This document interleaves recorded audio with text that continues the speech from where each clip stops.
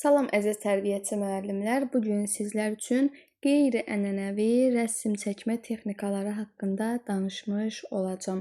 Bunlara aid şəkillər də hazırlamışam ki, rahat şəkildə sabah ola bilsin qayda düşmədi, situasiya tipində düşdü. Artıq siz rahat bir şəkildə fərqləndirməyi bacarasınız. İlk öncə barmaq rəngkarlığı. Barmaqlarla ovuc içi ilə rəsm çəkmə texnikasıdır. Burada əsas vasitə fırça deyil, yadda saxlayın, uşağın barmaqları və ovucudur. Məsələn, barmağın ucunu boyaya batırıb nöqtələr yaradıram. Barmaq izi ilə çiçək, yarpaq, meyvə yaradıram. Ovuc izindən heyvan və yaxud ağac fiquru düzəldirəm. Bəs burada hansı bacarıqlar inkişaf edir? İncə motorika bacarıqları, əl-göz koordinasiyası, yaradıcılıq, təxəyyül, rəngləri tanıma bacarıqları inkişaf etmiş olur. Gəlir ştampinq, müxtəlif əşyaların izindən istifadə etməklə rəsmlər yaratmaqdır.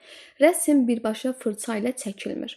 Əşyanın səthinə boya çəkilir və kağıza basılır. Məsələn, yarpaq, süngər və yaxud kartof və yaxud müxtəlif formalı ştamplar və yaxud digər uyğun əşyalar da ola bilər.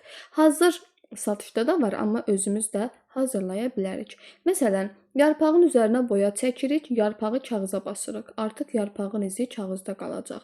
Daha sonra həmin izi fırça ilə tamamlayırıq, ağac, çiçək, başqa təsvirlər də yarada bilərik. Baxın, şəkildə də qeyd etmişəm. Pointilizm mənası nöqtə deməkdir. Fransız sözündən götürülüb 1885-ci ildə yaranıbdır. Nöqtələrdən istifadə etməkdir. Əsas xüsusiyyət rəsmi nöqtə ilə çəkirəm və adətən təmiz şəkildə istifadə olunmalıdır. Rənglər qarışımına icazə verilmir. Nöqtələri yaratmaq üçün baxın, burada da qeyd etmişəm şəkildə. Qulaq çöplərindən, barmaq ucundan, xüsusi alətlərdən də istifadə etmək olar. Məsələn, deyək ki, qulaq çöpünü sarı boyaya batırırıq və kağızda çoxlu nöqtələr qoyuruq. Nöqtələri birləşdirərək müxtəlif rənglərdən istifadə edib çiçək, başqa şəkil yarada bilərik. Baxın, eyni ilə danışdığımız qayda. Sonra gəlir monotipiya texnikası. İz, köçürmə deməkdir. Monos bir, tipos iz deməkdir. Əsas məqsəd çəkilmiş təsvirin boyanın başqa bir səthdə iz kimi köçürülməsidir. Kağızın bir tərəfinə boya ilə şəkil çəkilir, kağız qatlanır və digər tərəfin üzərinə basılır. Daha sonra kağızı açırıq, digər tərəfdən həmin təsvirin izi yaranır. Və yaxud hamar səthdə boya ilə şəkil çəkirik. Üzərinə kağızı qoyuruq, basırıq, kağızı götürürük, artıq boya başqa bir kağıza köçürüləcək. Daha sonra əsasən böyük, yəni 4-5, 5-6 yaş qruplarında istifadə edilir. Kleksografiya. Burada əsas məqsəd kağızı boyaya damızdırıb və həmin boya ilə müxtəlif üsullar yaradırıq. Məsələn, qatlamaq.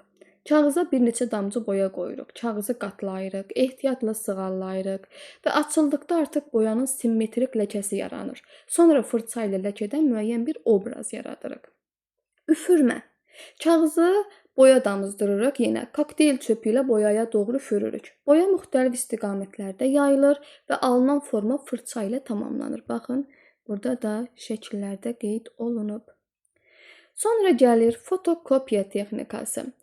Əsasən şam və sabunla görünməyən, çətin görünən bir rəsm çəkilir. Daha sonra həmin kağızın üzərinə sulu boya çəkilir. Sulu boya çəkildikdə şam və sabunla çəkilən hissələr artıq boyanı qəbul etmədiyi üçün rəsm üzə çıxacaq. Buna görə də bu fotokopiyaya bənzədilmiş olur. Burada da şəkillər yenə qeyd olunub.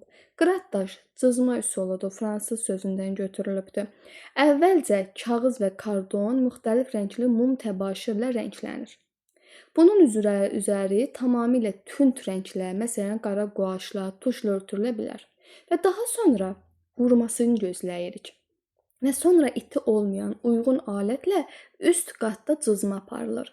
Cızılan hissələrdən altdakı rənglər artıq görülür və bu qıratdaş texnikası böyük qruplarda, məktəbə hazırlıq qruplarında istifadə olunur. Çünki biraz mürəkkəbdir, dəqiqlik tələb edir, əl bacarığı tələb edir.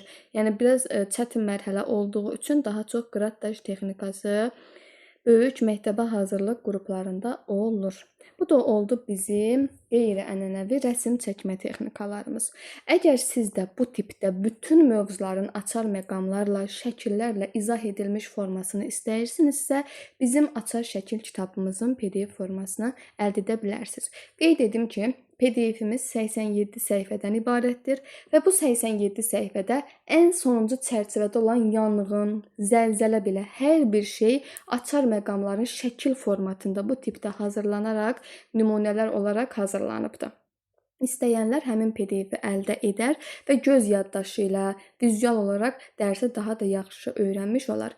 Və qeyd edim ki, açar məqam deyəndə, məsələn, sadəcə qısa şəkillərdə verməmişəm.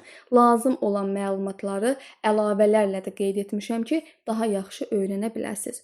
Hər birinizə uğurlar. Kimlər açar məqam PDF-imizi əldə etmək istəyirsə, qeyd olunan nömrə ilə əlaqə saxlaya bilər. 051 565 76 15.